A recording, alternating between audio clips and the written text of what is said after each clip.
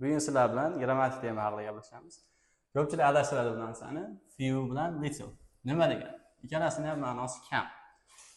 Ishlatilishda farqi bor.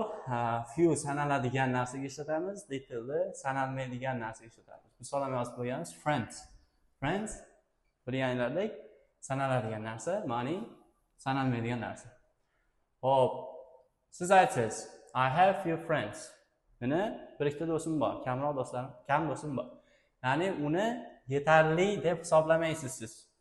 Bu yetarli emas, bu yetarli deb hisoblaydigan narsa ishlatamiz. Hop, I have little money desiz.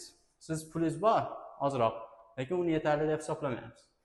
Buga kelsak, I have a few friends desiz. Sizning bir ikkita do'stingiz bor, siz uni yetarli deb hisoblayapsiz. I have a little money desiz. Sizning ozroq pulingiz bor, siz uni yetarli deb hisoblayapsiz. Hop, endi keyingi qismi.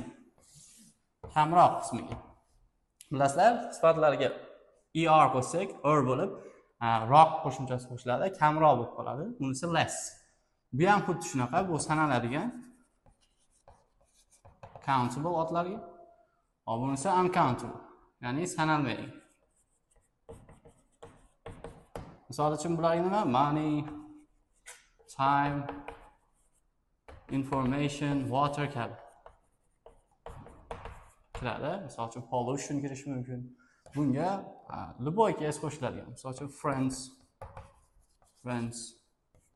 Ba'zi unaqa people deganlar ham kelib qoladi, ya'ni sanab bo'ladigan narsaga shuni ishlatasiz. Kamroq deyotgan bo'lsangiz.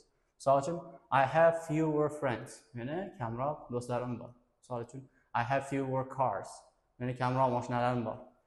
Buni aytasiz. Less sanalmaydigan narsa ishlatganimiz bilan I have less time. Ya'ni kamroq vaqtim bor. I have less information. The internet has less information. Ya'ni kamroq internetda ma'lumotlar kamroq degan ma'noda ishlatamiz.